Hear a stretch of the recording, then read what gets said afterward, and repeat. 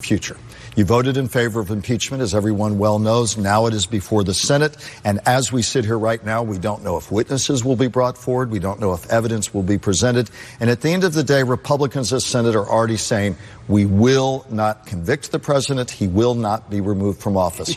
So for your constituents, for the American public, where's this to leave us?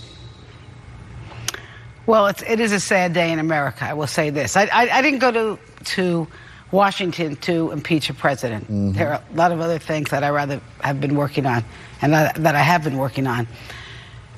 But I think to me it was clear that the president abused his power. He took advantage of being president of the United States to really hold up a foreign leader in order to try to get some, quote, political dirt. Not really to get the dirt, but make the appearance of something on his political opponent. So he abused his power. He's undermined our elections, and he's threatened our national security because Ukraine is an important player in the world, and by withholding military support, it not only endangered them, but many of our European allies. The Ukraine seen as a counterbalance to Russian aggression and to Vladimir Putin's aims. Republicans argue, though, listen, the argument from Democrats has been, upon which the president was impeached, that he tried to pressure Ukraine into dirt. But they said, military aid eventually was released to Ukraine. Mm-hmm. Senator Lindsey Graham, who will sit in judgment with 99 other senators, said, I don't see enough impeachable here. You can question potential judgment, but what is impeachable here when presidents all the time talk to foreign leaders? And they say Democrats cannot let go of a 2016 election in which they can't stand the fact that Hillary Clinton was beaten by a political novice, Donald J. Trump. Well, listen, I also know, Michael, that a lot of people think, well, what's the use? The Senate's not going to convict. The Senate's going to try to cover up. They're going to try to muddle. But the fact is that at some point you just have to say enough is enough, that we have rule of law. We don't have a dictatorship. This is not a monarchy. The president clearly, in my mind, abused his power. He put us in danger. He undermined our elections. And at some point, someone has to stand up and say, no, you can't do this, because it would set a very bad precedent to allow a president to run rogue like this president would like to. We look back at the Clinton impeachment. We look back even farther at the run-up to what would have been an impeachment of Richard Nixon. He resigned before he could be impeached. Certainly looking at the Nixon case, it was bipartisan. Republicans ended up asking some of the toughest questions. Howard Baker from Tennessee, what did you know? When did you know it? There's no sense of bipartisanship here. It's been virtually along party lines. You say it's a cover-up, and yet some of our viewers watching this will say, wait a minute, Republicans are as well-meaning as you, and they say it's much ado about nothing. I come back before we move on to other topics here. Where does it leave constituents in this election year? What are they to think about our American democracy, where we stand, about the judgment of people on both sides of the aisle, and where we are as a country? Well, eventually it will be up to the people, I think, to decide who's the next president, because I don't have any confidence that the Senate's going to do what it's supposed to do. With that said, I do hope, and I think the public should expect, that there is a real trial in the Senate, where the facts are laid out, where the documents are laid out, and then the public can make up their own mind. Because right now, depending upon which cable news show you're watching, that's your set of facts. I like to see a neutral set of facts out there on the Senate floor for the whole public to see. As the late Patrick Moynihan said, although it's largely forgotten these days, you're entitled to your opinion, but not your own set of facts. But in today's world, it seems we more and more live in our alternative set of facts, whatever they may be. We will move on from there. It will not be decided here. We know that you will, of course, be watching closely what happens in the Senate, as shall we, as shall all of you at home. Let's move on to the recent hostilities between the U.S. and Iran. You voted for the War Powers Resolution that attempts to rein in the president for more military engagement with Iran. That, too, was contentious. Talk about your vote and why, and the Republican argument that the president needs as free a rein as possible to deal with a hostile Iran. Well, let me start with this, Michael. You probably know this. My son, Ben, was a captain in Marines. I saw him Afghanistan, as I recall. Afghanistan, Iraq. I saw him go to 2 wars. It's a terrifying experience for families, I will tell you that. When I went to college, when I went to Congress, I promised myself and my constituents that before I would ever send anybody else's child to war, I would do everything to make sure it was avoidable. And I have spent a lot of time studying these international issues. I sat on the Foreign Affairs Committee for 6 years. I have traveled the world to war zones all over the world, to military all over the world. And I now sit on a subcommittee for appropriations that funds the State Department. So I've taken a lot of time to know these issues. I'll start with the fact that, yes, Iran is the foremost number one state terrorist country in the world. And Qasem Soleimani was a bad actor. Yes, and they still, to this day, they have practice all over the world. They obviously are dangerous to a lot of our allies in the Mideast, especially Israel.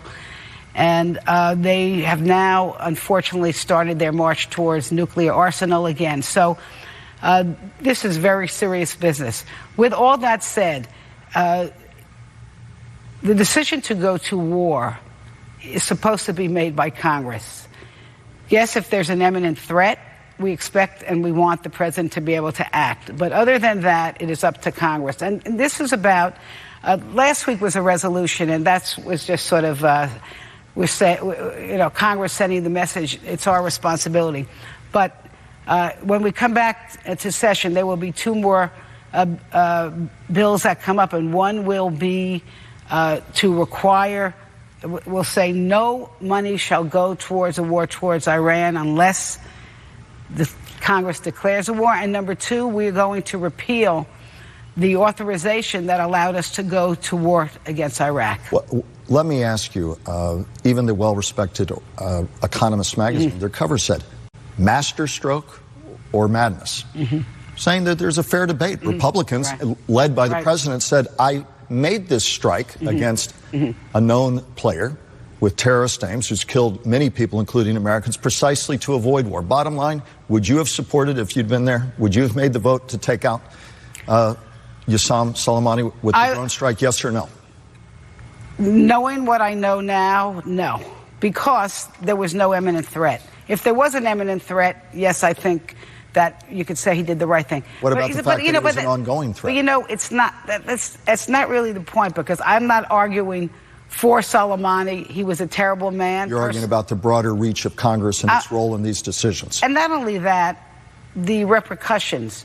You have to have a plan, and that's what's really needed now. So we could argue all day about should he have been killed, shouldn't he have been killed. The fact of the matter is, again, I'm going to go back to what I said earlier. We don't have a monarchy. We don't have a dictatorship. There is a Congress, and there is a reason that you want Congress authorization for a war, because you want debate, you want deliberation, you want to hear more than one opinion. Let's talk about your domestic agenda, which I know in all of this sometimes for you, I know you get frustrated because you're doing a lot. Talk about some key accomplishments. As a member of the Appropriations Committee, you advocated for a number of programs that impact South Florida, been passed and signed into law by President Trump. $5.8 billion for the Child and Development Block Grant that will help low-income families afford quality health care. $2.8 billion for Alzheimer's research. $200 million for Everglades restoration to buttress what we're doing in the state.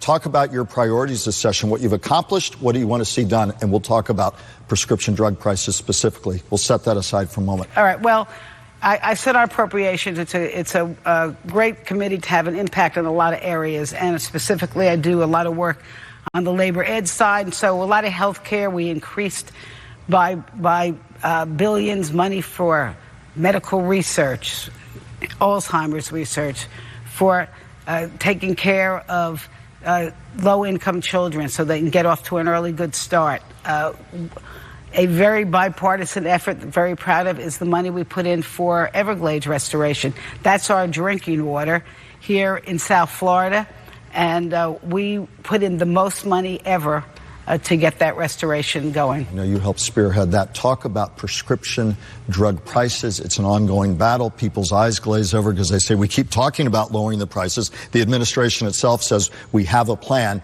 and yet people still see the upward pressure. What are you trying to do? What are your frustrations in terms of roadblocks, in terms of what you're trying to do? What do you see for 2020? We passed the House with a few Republicans, mostly Democrats. We passed a bill just a few weeks ago we call it H.R. 3, but it will lower the price of prescription drugs. It allows for Medicare to negotiate drugs, the price with pharmaceuticals, and those prices will not only be for Medicare patients, but for everyone. It puts a cap on the amount of out-of-pocket expenses for Medicare patients for their drugs, and it has very tough penalties for the pharmaceutical companies that will not negotiate. And yet you got to wait for the Senate Republican-led to sign off. You know, we have a lot of really great bills over there in the Senate on Mitch McConnell's desk. 275 you've complained about, and this is one of them you said something needs to happen. Well, I think health care, I would say, is the number one concern of most Americans, is getting the cost of health care down. You've got a million things on your plate as a member of Congress, but if you had to pick the one or two things as we close out our discussion today, we look forward to having you back. What would be your absolute priorities that you got to get done in 2020? Well, what I'd like to see done is some of the bills that we passed over there. This prescription drug bill, Tops. That's number one, because I think that is what's driving the cost of health care in this country. Number two, I'd like to see this Senate finally take some action on our gun violence bills, and let's expand at least the background check. And candidly, in an election year, how likely is it that any of that gets done on the Senate side, in your opinion? Candidly. You're being very quiet. Well, let's say I think we'll be disappointed. But I think this will give an opportunity for people to respond in the 2020 election. And make their choices on what was done and left undone, whatever their view and wherever they sit on those debates. We thank you, as always, Congresswoman, for being our guest. We look forward to having you back as 2020 ramps up. Thank you for being with us today. Thank you, Michael.